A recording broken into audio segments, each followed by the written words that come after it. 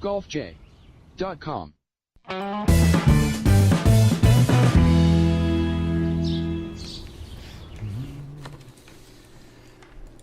Hey everybody, welcome to another edition of the golfj.com podcast on fingerlakes1.tv. I'm Jim Sinicropi here alongside Doug Brown and Rhett Ticconi here in the fingerlakes1.com studios on the third floor of the North Park building in Seneca Falls, New York on Monday, August 14th, 2017, the day after the season's final major.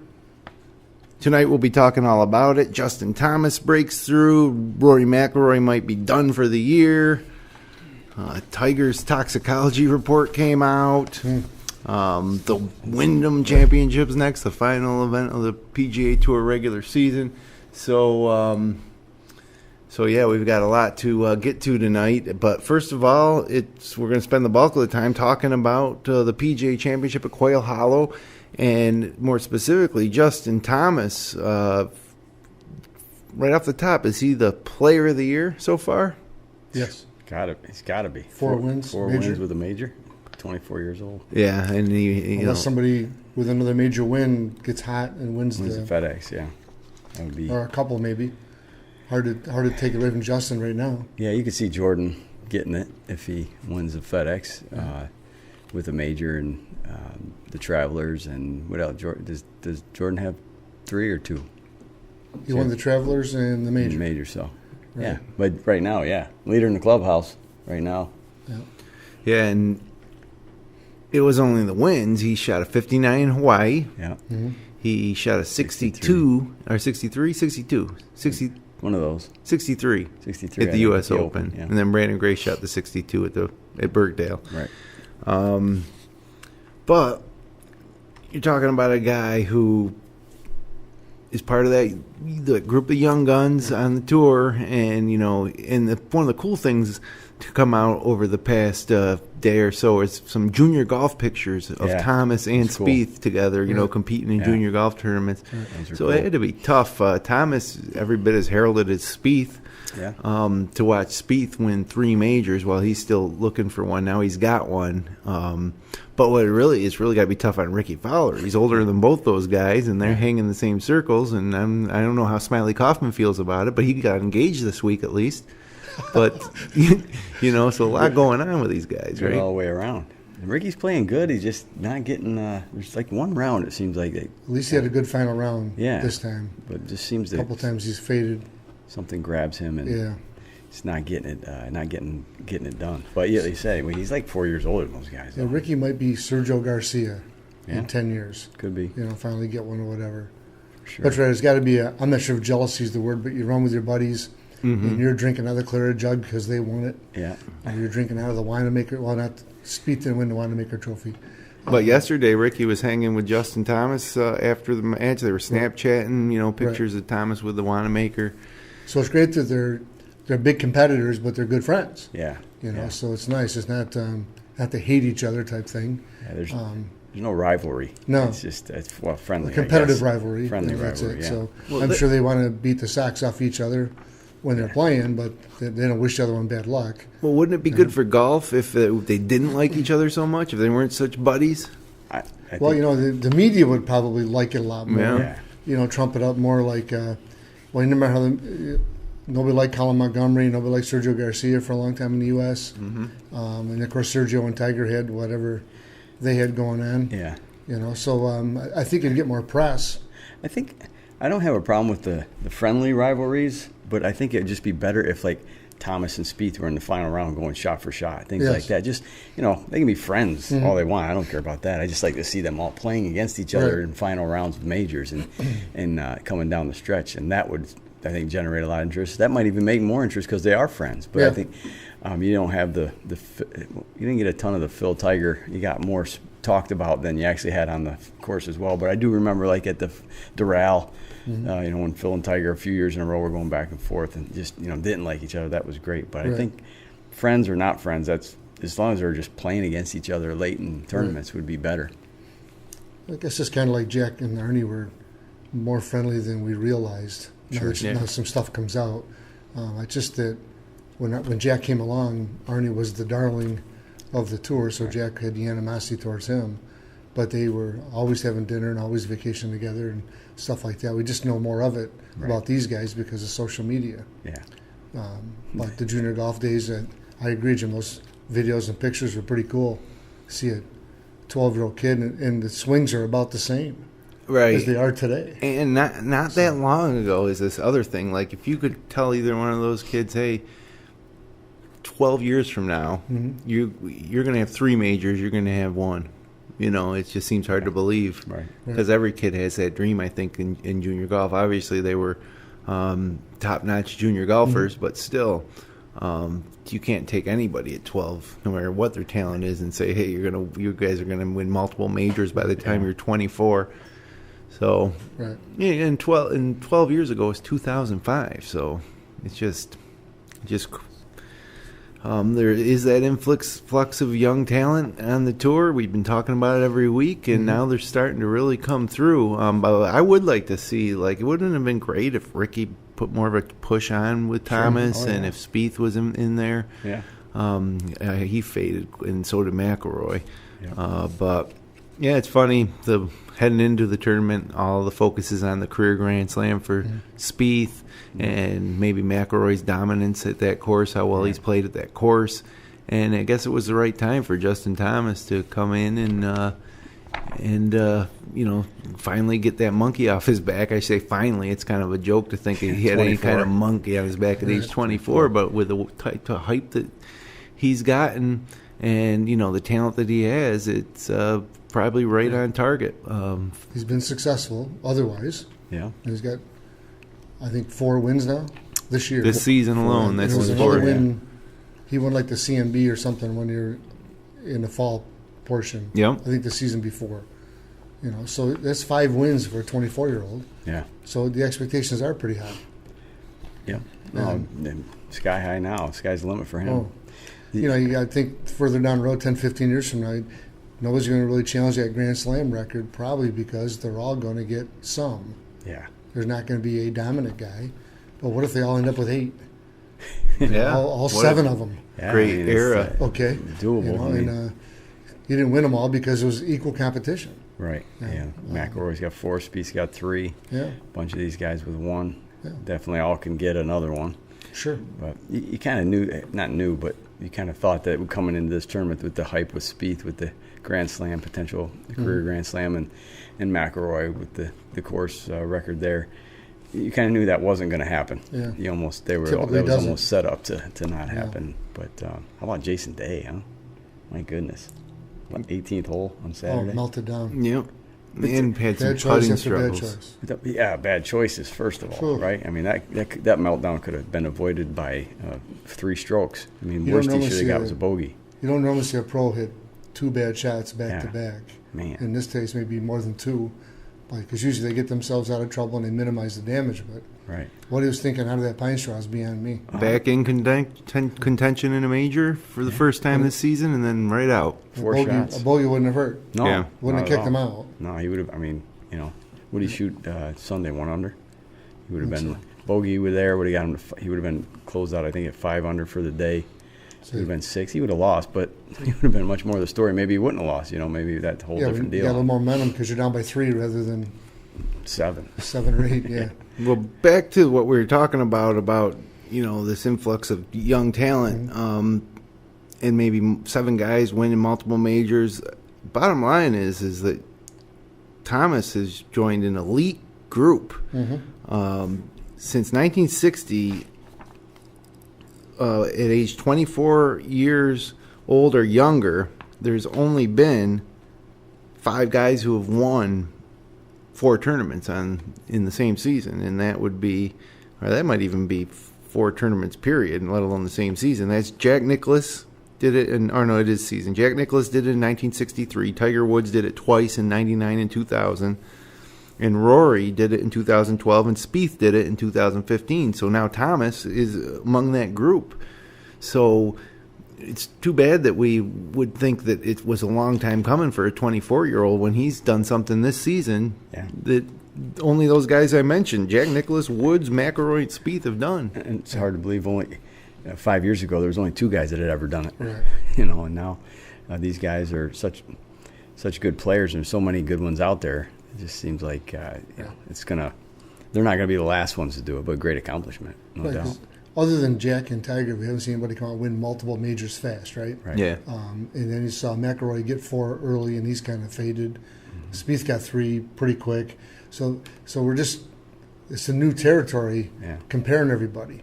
Because usually, most of those guys win when they're 28 to 35. Yep. These guys are winning 21, 22, 23. They're setting the stage for that prime of their career. The prime of a golfer's career used to be more like 28 to 35. Yeah. Right. After you've gained some experience. But these guys don't seem to need that experience to win at the highest level. So who knows what their resume is going to look like by the time they enter their prime, which is still, enter their prime, the traditional prime. So 4 years from now, they'll be 28. That's 16 majors from now. I think Spieth could have anywhere from 2 to 6 more. And the same, honestly, for Thomas. This could be the type of thing where the lid comes off and he just starts to pour it on now that he's got the one. Once you get that one, there's just so much less pressure. Right. So you got the kids out there that we don't know about yet, though. It'll be 24 when those guys are 35. Right. Just think about that. Just like Tiger 12 years ago, and look where we are now. And we thought 12 years ago he'd still be winning majors. There's kids playing golf somewhere right now saying, "Hey, I'm Jordan Spieth," or "I'm Justin Thomas." Yeah, and they're with the equipment and the distance. Yeah. Justin Thomas is only 5'10". He weighs 145. Yeah, 320. Hits the ball a mile. Country mile. Yeah, no doubt. And that changes the game when they're down there so much farther, as we all know. Yeah, an extra 50 yards compared to the average. Yeah, absolutely. Big difference. And he's a good kid. Seems like a good kid. Mm-hmm. Oh, yeah. These guys are so much fun to... I know you're going to talk about it, but I like the story with his grandfather and father all being PGA members. Mm-hmm. And I guess his father played in a couple of major events. I'm sorry, his grandfather played in a couple of events back in the early 60s. So they're competitive golfers right through the whole family. It's just a nice touch, nice story. Yeah, especially at the Club Pros tournament, the PGA Championship. So, more general question here. Around 5 o'clock p.m., Thomas was one of 5 guys who stood at 7 under par. So it really looked like, man, this is going to be some kind of crazy finish. Almost definitely the 3-hole aggregate playoff type of deal. Right. But it didn't materialize that way. Now, those guys faltered in different ways, and Thomas came through in different ways, but isn't it amazing how whoever wins these things seems to get, a couple strokes of good luck that the other guys don't get, then that separates a guy who now is immortalized on the Wanamaker Cup to a guy that we're going to forget about by the end of next week. Not saying like we'd forget about Hideki Matsuyama or Ricky Fowler, but they're Chris still Stroud, maybe. Yeah, well, maybe we'll forget about Chris Stroud, although he's secured a spot in the playoffs at least with his performance the past couple weeks, win at the Barracuda, and a strong finish at the PGA. Strong tournament. I don't know if it was a strong finish, but strong tournament overall.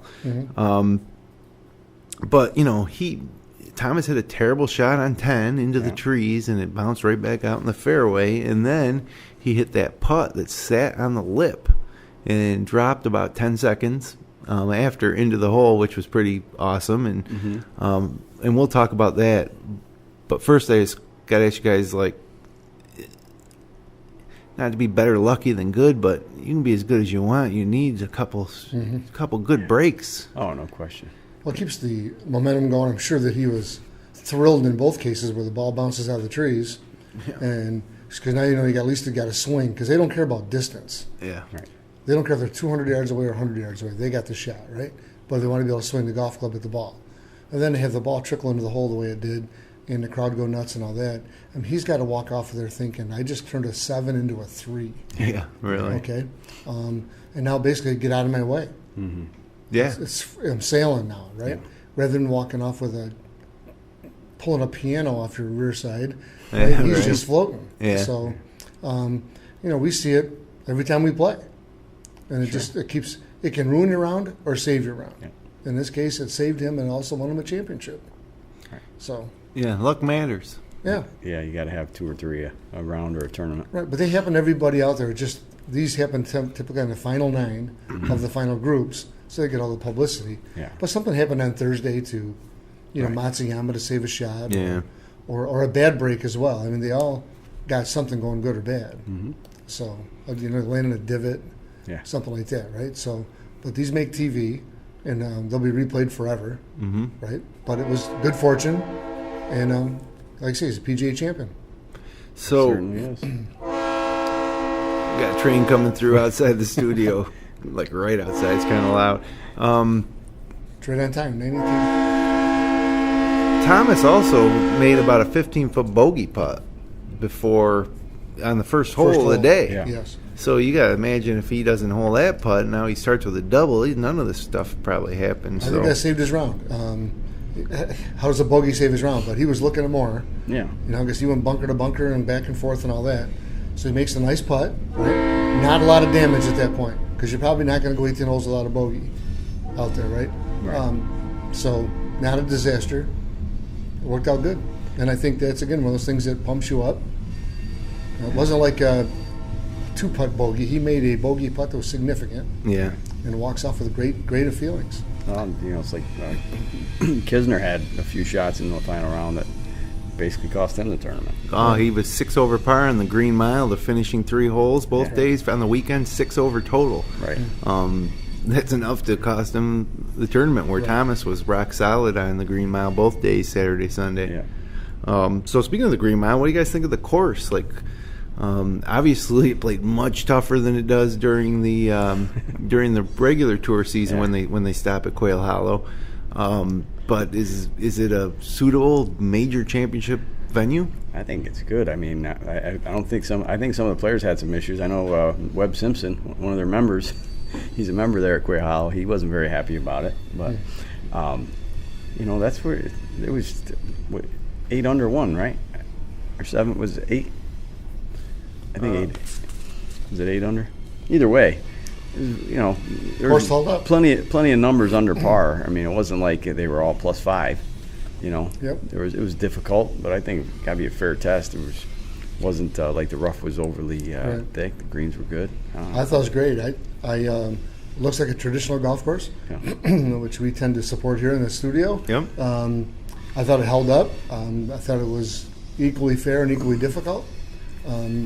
I think they'll be back there in, I don't know, whenever they do the next rotation, 7, 8, 9 years, whatever. I think it was great. I think it showed good on TV. Yeah. And I think the coverage was good. I think the whole thing was good. A great Crowd event. was great. Great event. I think they'll be back there. I don't know how far they go out. 7, 8 years. We got Oak Hill in 2023.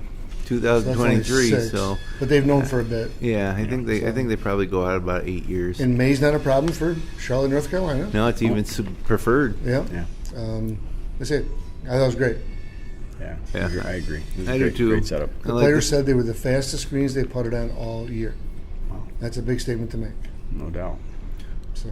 Well, hopefully the USGA will take note because we're going to talk about the major season as a whole at the end of the show. But the last couple of U.S. Opens just have not really resonated. Looking back on them, not so memorable. It just didn't feel like taking nothing away from Brooks Koepka. It just didn't feel special or hard enough in the way that we want that U.S. Open to be. So Brooks won the event, best 72-hole score. Yep. U.S. Open champ. But I think we're looking more for a Marion, an Oakmont, a Winged Foot, something to kick their butts, but shows well. More traditional because it is a U.S. Open. Yeah, not a links course in here. We don't need that for our national championship. Yeah, like that course would be one I would put more in a PGA Championship as opposed to a U.S. Open, and have that one, that type of course. Just I think I'd be more comfortable with something like that. Yeah, I mean, and there's big courses that should be our national championship, and they're sprinkled throughout the Northeast and a little bit in the West, and they should really just stick to those. The Open Rota, what is it? 5 courses, 8 courses. Yeah, it changes every once in a while. But it's not. They had one the British. They don't have as many to choose from either, obviously. But I don't see. I would love it if it was just 5 to 8 courses that were just the U.S. Open only courses. It seems like I heard something the London piece might fall out of the British Open rotation because of the Brexit. Yeah. They might stay in Scotland and probably Ireland and Wales and places like that. That's why they did away with calling it the British Open. I mean, one of the reasons they really are calling it the Open this season especially, they never say British Open because of that potentiality, and they are paid their purse in American dollars too. Yeah. So that's affecting the golf world for sure. But I'm happy with Quail Hollow produce a champ like Justin Thomas. If it was Thomas, if it was Matsuyama, if it was Fowler, nothing against Chris Stroud, but I don't want to see another Sean McKeel or Rich Beam. You know what I mean? Yeah. Mm-hmm. You want a guy that's going to be the first of many majors. Yeah. And it was another first-time winner. That makes, 7 of the last 8 majors have been first-time winners. And one guy with 3. And Spieth's got the other one, yeah. So give props to Chris Stroud, though. I know we don't want to do Sean McKeel, but he won an event last week, pretty much out of nowhere. And then he shows tremendously well in this event. Yeah. Okay, so there's a fine line between success and failure there in that tour. No doubt. And he's got a little bit different attitude. He really doesn't care, if you will. Right? He's loose. And that's his deal, He stopped trying so hard. But he's probably won $1 million in the last 2 weeks. Right? He's doing okay. Got a lot of press time on TV and all that. But just to think about the fine line between success and failure. Because before last week, if he doesn't win the Barracuda, he's not in this event, I believe. Yeah. Right? And then he's in the final group. Yeah. He's staring down the barrel of winning the PGA. Like his life changed so drastically in less than 14 days. Yeah. We may never hear from him again. But who knows? It might be kind of a career-changing couple of weeks. Yeah. That he comes around and, I don't know, maybe wins one every 2 years or something like that. And not a household name, but... It was actually 8 days, 7-8 days his life changed. He was in he won in the Barracuda, which even going into Sunday, he wasn't like way ahead of everybody. And then gets into the PGA, and then 7 days after that playoff, he's in the final group at a major championship. So, man, that's one way that golf is crazy. Yeah.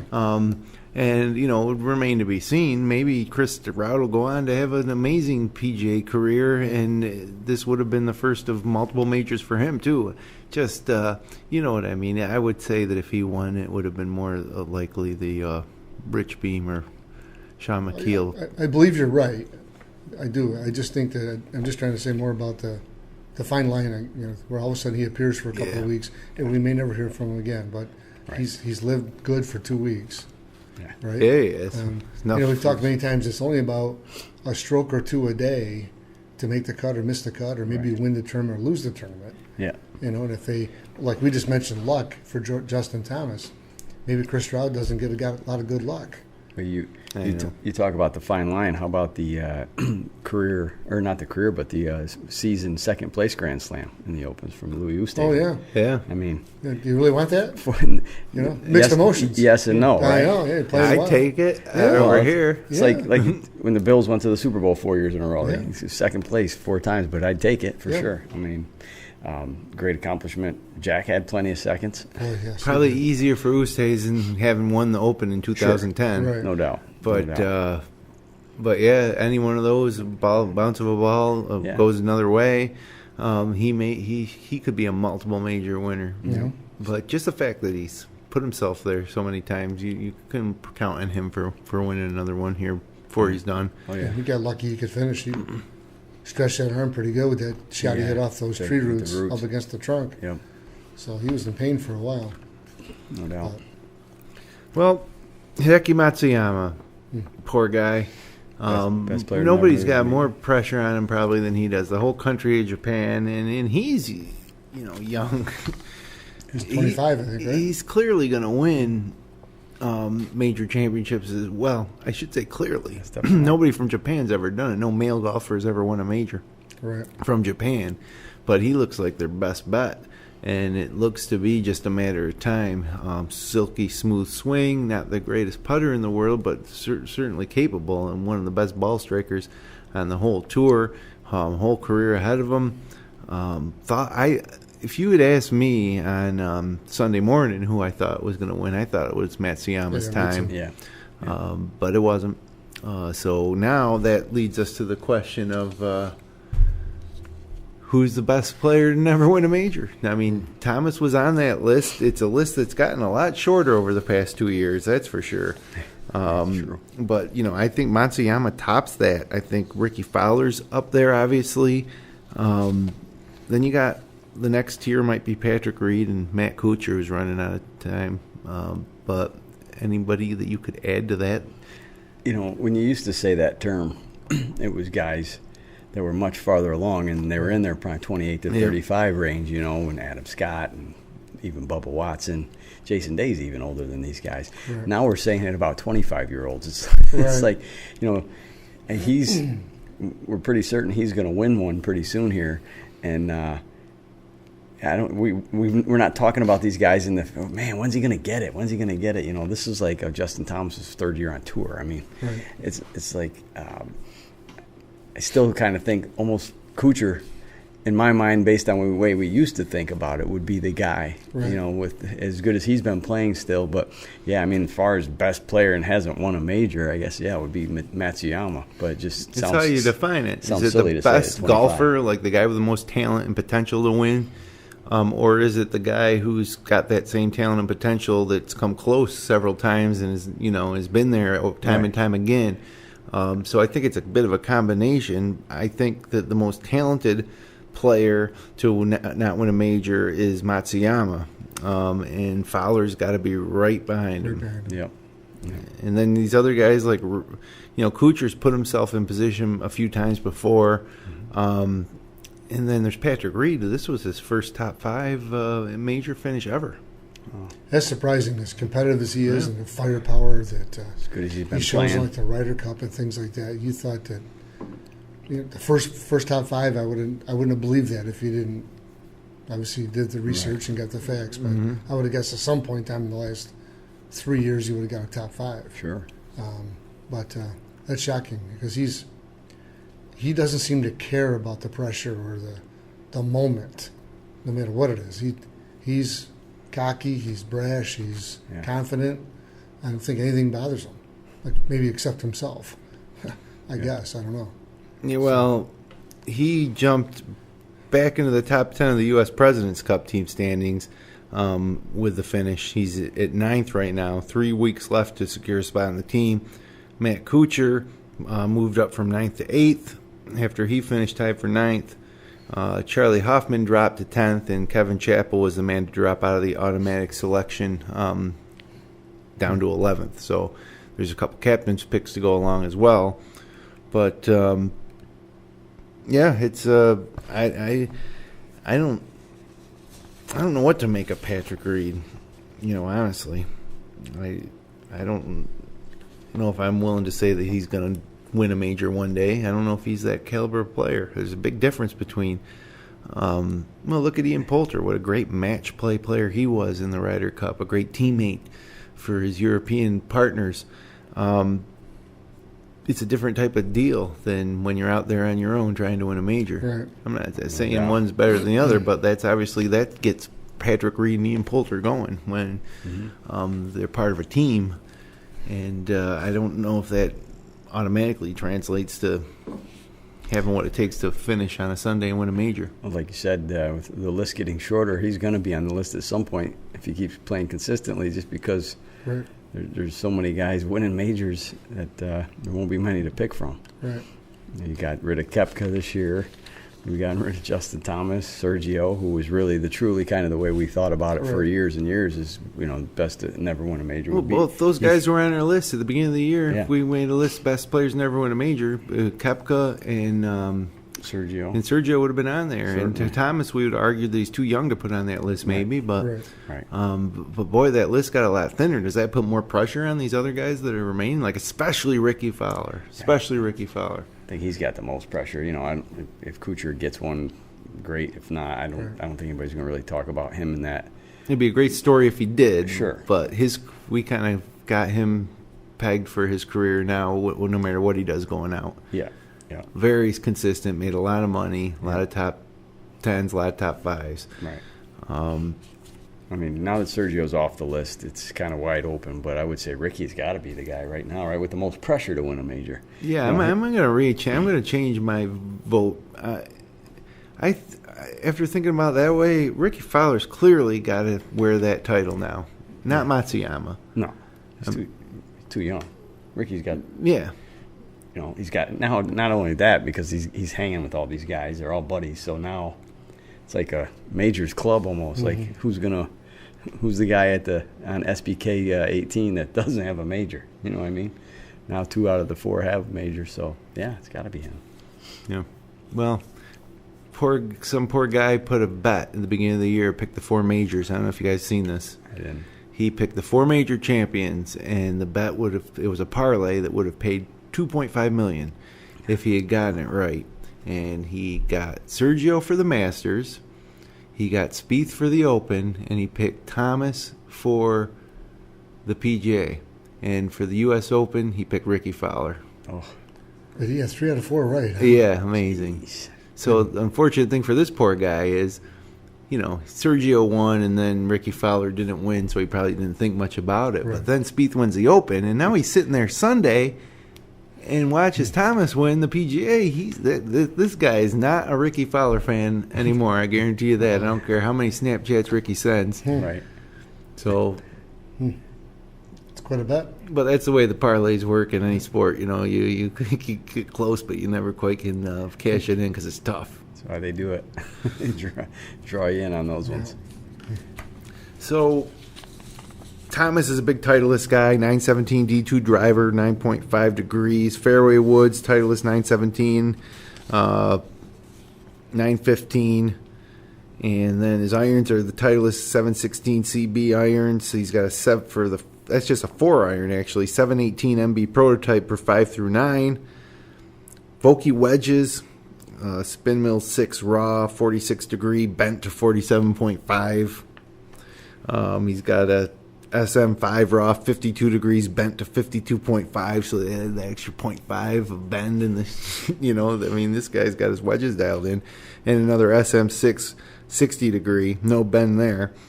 And Scotty Cameron putter, Titleist Pro V1X golf ball. So this guy's head-to-toe Titleist and a big weekend for Titleist. Mm-hmm. 2 straight majors for them. So the raw, the finish rusts? Yeah, it does. It'll tend to... Yeah, it kind of looks like a gun barrel finish when you first buy it. Yeah. And as you use it, it peels some of that off, and then it will rust with the moisture. It actually makes the face softer. If you can stand the look of it. Right. Okay. Right. And obviously he can. Yeah, certainly. Most of us go for that chrome look or that right. satin look and all that, but... So that's the thought behind that, is that it softens the club face. Yeah, it does. Makes it softer. Well, because at my 52 degrees is that it's rusty. It looks rusty. Mm-hmm. Well, it's not rust. I mean, in the sense that it's making my ball orange or anything, but it's got that look to it. Right. And it's designed to do that. Mm-hmm. The material is designed to do that. So. Right. Not designed, but the material will do that. So. Works for him. So before we move ahead and talk about the Wyndham briefly here, Rory McIlroy kind of said, look, my rib and back hurt, and I'm not playing at 100%, and I need to take some time off. And he insinuated that he might skip the playoffs, which I know that he's not going to be going hungry anytime soon, but there's a lot of money on the table in the FedEx Cup Playoffs with a $10 million first place prize and a lot of other money for everybody else who can make it to the Tour Championship, which he would be in good position to do. But he's talking about hanging it up for the year and maybe all the way into Masters time of next year if that's what it takes for him to heal 100%. And it's in one sense it's disappointing, but in the other sense it's like maybe this is what's been kind of hurting him a little bit. He just doesn't seem, I guess he explained it as, it doesn't hurt for me to play a round of golf, but I can't put the practice in off the, in between the competitive rounds, because that's when it starts to become painful and he starts to irritate that injury. So maybe his glutes aren't firing. It's not good. It's just unfortunate for the game of golf that, especially with the FedEx Cup Playoffs looming, which is something that PGA Tour is trying to build up, and I think they've been successful to some degree in doing, into making that mean something, to not have one of the top players in the world compete in it. Well, if he's truly injured, there's not much you can do. If he's truly injured, he needs to rest. And I can't judge what he's got going on. So, but he's not the same player he was 3 or 4 years ago. And I'm not sure if it's just physical, it might be mental as well. But if whatever he's got going on needs rest, there's only one way to do it, and that's stop playing. Yeah. Right? So, but I don't know. I mean, he played 4 rounds. He played practice rounds and all that this past week. And I think he got beat more by poor choices on the golf course than, my rib hurts or my back hurts. Yeah. In my opinion, I saw some terrible chips and terrible putts and stuff like that. So, but again, if he's injured, he's injured. There's not much you can do. I just think now to Augusta is quite an extensive period of time. Yeah. To say I'm not going to play. Take a month off is one thing, but. Well, if he's injured, I'm good with him taking a break, but I'd hate to see him not playing some of the WGCs or, this FedEx Cup coming up right now. Right. But he's a big workout guy too. Is he on the same path that Tiger took? Good question. I mean, it's a lot of similarities between his and Tiger's career. And over Jason the Day's past not few far years. behind. No, they're all. So Fitness is great, but sometimes I think these guys take it to an extreme when it comes to they get too tight. Who's winning these tournaments is the spring break 2K guys, who having don't, a good old time. They work out a little bit, but more cardio, I think. Yeah, they're not trying to sculpt themselves, right? So maybe that is something to it. Even Dustin Johnson doesn't. He's not a huge workout guy. If you look at him, he's got plenty of pictures on the beach and in his bathing suit. Rory and Jason Day and Tiger, even still, just they're ripped. I thought Koepka was working out with Dustin Johnson. Yeah, but I think to the same point, Koepka even is pretty cut himself too. Maybe he'll head for that same issue someday too. Well, he's had Koepka's had injuries. Yeah. Right. Mostly ankle, foot, or something like that. But it doesn't mean they're doing the same type of exercise. These guys have back problems, and you're prone to a back injury by golfing anyways. It makes it difficult. But true. If they're doing these squats with 400 pounds or whatever, and it's stressing things out more, all you're going to do is blow something out, and you're going to be done at 25. Yeah. If I'm McIlroy, it might be bothering you. You might not be able to practice like you can, but you know what? You got 4 or 5 weeks left. You're not playing in the President's Cup. Go to the playoffs, play it out. He still might, and then take a break. And then you can take off October, November, December. That's 90 days right there. That's the point of it, right? When the schedule is readjusted for some of these guys to get this downtime, most of them don't play in these fall series tournaments. Right, they're all choice events. Yeah. So but I agree, Jim. Play it out and then take the break. Because really, he's not going to go to Hawaii anyways. He's not going to be a champion. Right. So you're not going to play the second weekend in Hawaii. Come back to the West Coast. I'm not sure what he plays in out there, but maybe playing 1 or 2. But now you're getting into middle to late January.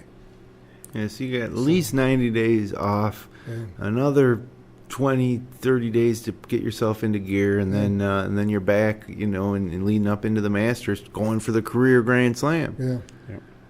So, well, off the top of the show, we talked about how it would be great to see these guys square off against each other in some of these majors. There's so many of them, it's bound to happen, but it really hasn't happened yet.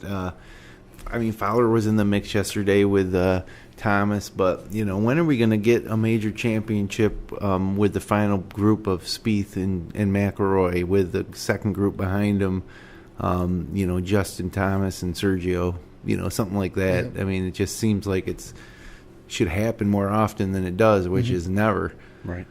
So, but hey, maybe next season's major season. But speaking of things winding down here, the final regular season tour stop for the PGA Tours this weekend at the Wyndham, and this is probably the only tournament of the year that winning is almost secondary. It's more about the guys who are outside of the top 125, trying to break into the top 125 to qualify for the FedEx Cup playoffs, and the guys that they'll displace, that will actually lose their ticket.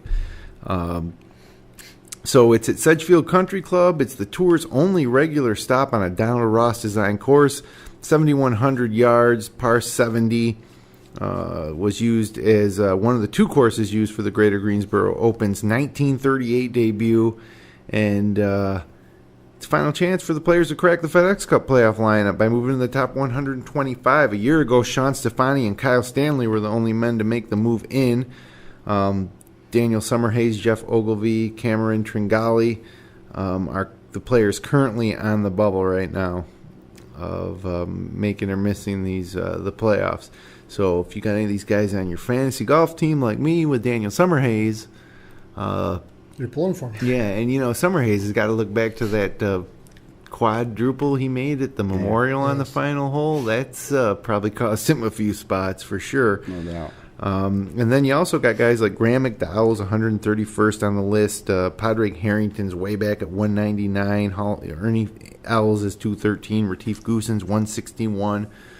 So it's about these guys.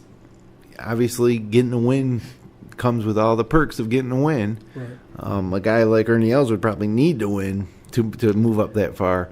But yeah, it's going to be a different type of viewing experience. You're going to be watching a lot of these guys, coming in early on Sunday, just barely, making a putt on 18 to maybe move up.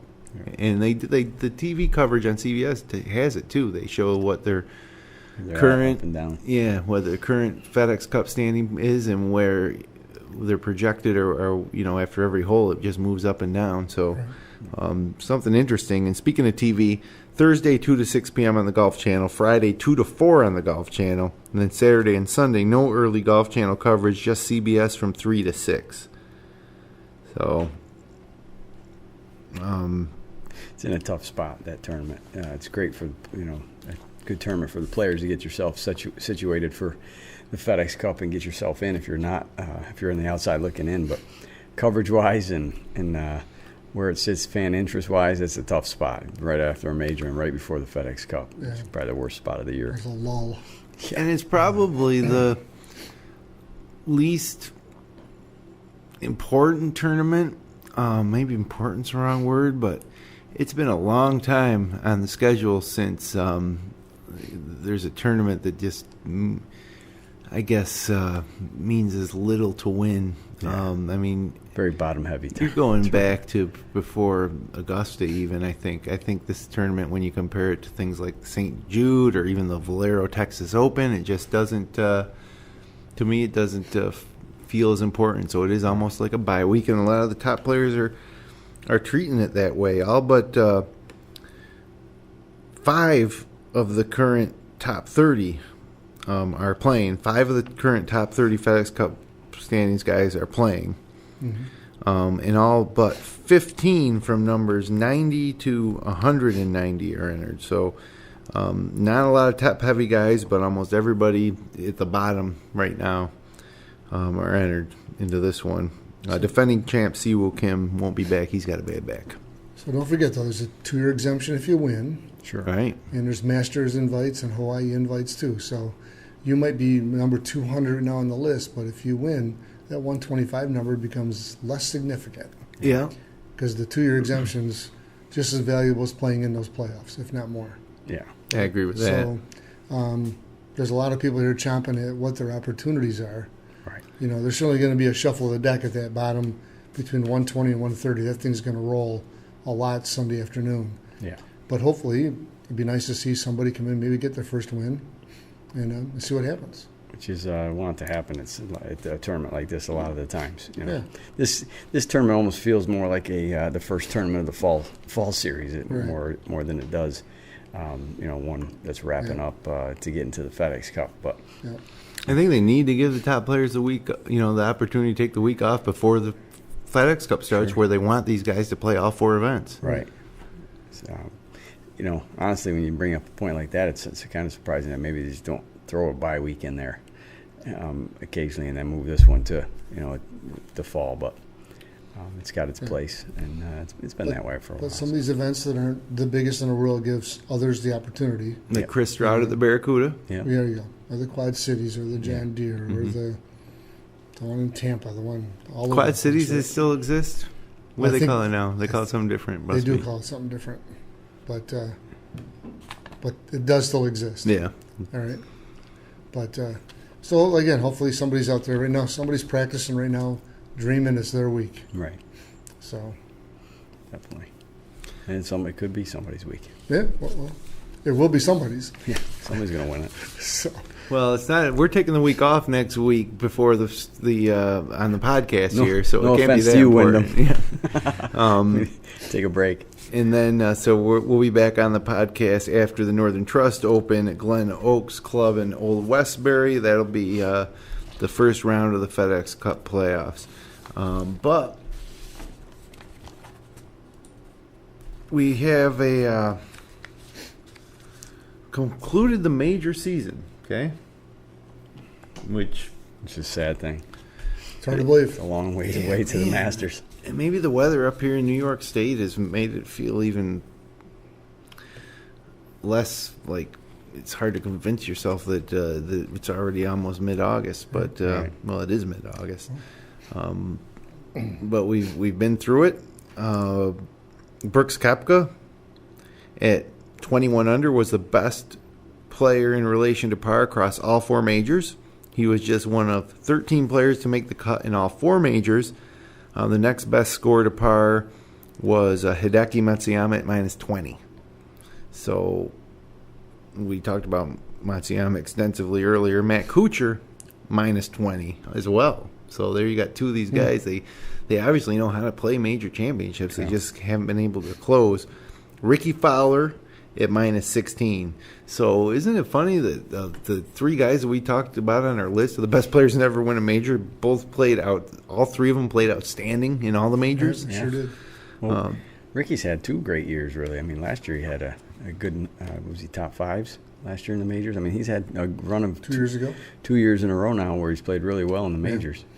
Yep. So others to show consistency were Jordan Spieth at -10, which is 11 strokes worse than Koepka. Paul Casey at -9, Charlie Hoffman at -3, and then you got these others that made the cut in all the majors. Leishman at +3, Stricker at +3, J.B. Holmes at +10, Russell Henley at +12, Kevin Kisner at +16, and Lee Westwood at +20. So another pretty funny thing, or interesting quirk to this year's stable of major champs. They've all of our 2017 major champions have 6 letters in their first name and last name. Wow. So, whatever that means. You got Sergio Garcia, that's 6-6. Trust me on this. Brooks Koepka, 6-6. Jordan Spieth, 6-6. And Justin Thomas now has created this statistical anomaly of our 2017 major champs having 6 letters in their first name and last name. So parents, be careful what names you choose for your kids, right? Yeah, it's 6-6 is good for golf. That's right. Must be. And then big discrepancy in terms of Garcia winning the Masters in his 74th major start at age 37, and then Justin Thomas winning the PGA at age 24 in just his 10th major, and then Jordan Spieth gets his 3rd major, at age 23 at the Open. So it's how old is Garcia's 37 years old. So for Thomas and Spieth, when they turn 37, it'll be 2033. 13 years from now, Garcia will be hitting the Champions Tour at that point. Yeah, that's right. He'll be he'll 50. Yeah.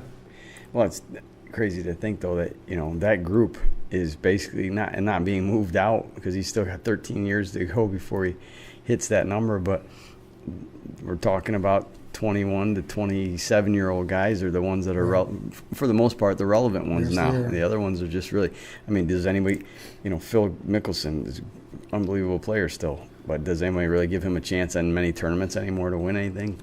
even guys like Adam Scott, where he hasn't been in any kind of form lately. Just talking about these young guys and who's next. Right. But there was a guy who drafted Phil Mickelson first in the Fantasy Golf League last fall. Sure, there is. No, that was a big mistake. And we talk about Mickelson. There's also a guy that drafted Tiger Woods, too, but not first. And kept him after he could drop him. That's right. I was hoping for Kisner this week, I tell you that much. Well, I was a little disappointed there. Mickelson, we were talking about maybe he won't even go to the Champions Tour because he's still competitive. But is he competitive? He's been horrible this year. Right. Actually, in majors this year, he actually did okay. In regular events, especially earlier in the year. But, next year is going to be a turning point for him. We'll see if he can bounce back and put one more decent charge, especially at that U.S. Open. Somebody in the media asked if he was playing better if he still had Bones as a caddy. Oh, boy. That didn't go over very well. Yeah, I'm sure not. Well, Bones is feeling better. Speaking of Mickelson, 3 players are now 1 win away from the career Grand Slam. Rory McIlroy, of course, needs the Masters. Mickelson needs the Open, and now Jordan Spieth just needs a PGA Championship. And I think it's worth noting, McIlroy hasn't won a major in 3 years. So a guy who was collecting them like they're going on a style for a couple of years now. His 3 years is a long time. That's 9 tournaments. 12. Oh, yeah, that's 12 tournaments, right? There's 4 a year. Good math there. Just saying. And then Tiger Woods hasn't even played in the last 8 majors. So the last 2 years, 8 straight majors, Tiger hasn't even played. It's hard to believe that. And I guess that would be, with just a couple minutes left, a good time to talk about poor Tiger's toxicology report came out, right? And it was, Rhett, you know what he was in his bloodstream when he got pulled over that night. Oh, I forgot. I have it. Well, there's some Vicodin. Xanax. Mm-hmm. There was a couple of mostly prescription. THC as well. Yep. The THC was the one we were kind of curious about. Because it's not legal in Florida as far as I know. Right, which is a problem for him because he lives in Florida. So I think... but he wasn't drunk. No. And by all accounts, these are all medications that he was prescribed by a doctor to take. Right. I think it's... and so, honestly, you sometimes in this world of where we're medicating everything with pills, it could have just been a situation where, he had a bad reaction to having these things in and at the wrong time. I mean, I'm trying to give Tiger the benefit of the doubt here. I mean, it's kind obviously the guy can still go deep sea fishing for lobster. Yeah. He looked, like I said, he looked pretty fit too. Yeah. I think this has probably been the biggest non-story for Tiger in a long time. It got kind of forgotten about pretty quickly. I think because of the fact that it wasn't, recreational drugs and it wasn't alcohol. Should he be mixing all those together at once? Probably not a good idea for him, and hopefully he's gotten past that. But definitely, it's been interesting to see how little of a story this has been overall. In his world of news, when he makes news, it's usually on a much higher level. Sensational. And this is a pretty big thing. If somebody else were, a little less down the totem pole, so to speak, I think this would be a much bigger story. I hope it comes out as a prescription. You said the one might not be allowed in Florida. I'm not sure if you can get the prescription from some other state. I don't know. But whatever it is, I hope he can turn it around. If he could just play again, show his presence, show it relatively well. Because right now we're going to remember. We're going to remember the last 9 years now. 2009, I think, is when he hit the fire hydrant. Yep. So the last 8 years right now is all we remember. And the younger generation, they don't have any recollection of Tiger at all. And we also know that previously he was tremendous. If you look at the stats and the results, he was by far the best. Yeah. And that's not the picture. I know I don't have that in my head now, and I doubt you guys do as well. But Yeah, and I remember the amazing accomplishments and the amazing shots and the huge roars from the gallery and the fist pumps and all that stuff. But yeah, that's as much history as watching Jack Nicklaus battle Tom Watson and, at Turnberry, battled in the sun. But Jack faded away on his own. His call. Arnold faded away on his own. Yeah. Right? Watson, they all did on their own. Tiger, well, I guess he did fade away on his own, but not with any glory. No. Yeah. So not gracefully. No, Definitely no not. grace whatsoever. Awful. Just awful. So. Well, will Tiger be back next year? Probably not, but who knows? We'll have to see. It doesn't even matter at this point, really. I mean, he'll be a sidebar until he does something else. It'll be a media circus if he plays. Sure. It'll be more of a media circle if he makes the cut, and even more if he was ever to contend. Right. But you got to do the first before he can do number 2 and number 3 there. Yeah. So. And to your point, Jim, I think all the guys coming up, Spieth and Dustin Johnson, Jason Day, Rory still, these Justin Thomases, the kids watching and younger people watching now, that's all they know. Tiger was just this great player who did a lot, but have no interest in him. Right. Well, Tiger, when he last won, Justin Thomas was 14 years old. Last one a major. 2008 Open, right? U.S. Open? He's won plenty of tournaments since then. Because he won 13, he won 5 times. Yeah. But I think the 08 Open was at Torrey Pines. Yeah, 9 years ago. It was the last time he won 14. A major. But Player of the Year in 2013. Yes, so he he was. still had some influence, obviously a big influence on all these guys. Sure. Yeah. But that the next, like you say, the next generation. Yeah. These guys definitely remember him, and probably the last group that really does. Right. Well, I think it's the best major season we've had in a while. To be honest with you, across the board. I agree. Been a good run. Yeah, 4 great champs. Next year we hope to see the U.S. Open. That's my only comment, is that I want to see the U.S. Open feel more like a U.S. Open than it has the past couple of years. Like Chambers Bay and Erin Hills. Nothing against those courses. They're, like you said, Rhett, they might be great PGA Championship courses. Right. They might even be regular tour stops or WGC courses. But I want my U.S. Open back. I want the Brooklines, the Oak Hills and the Pebble Beaches and the Oakmonts and Marions and Baltusarles.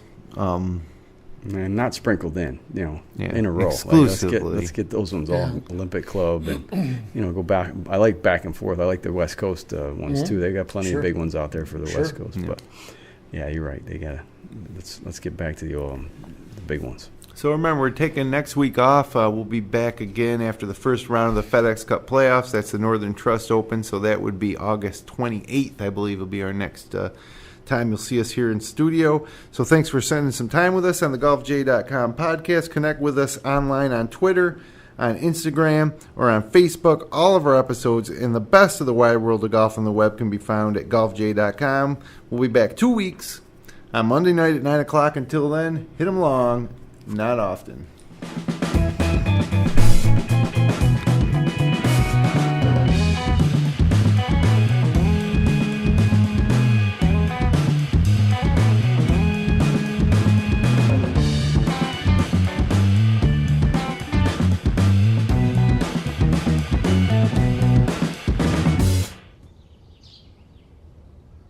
GolfJ.com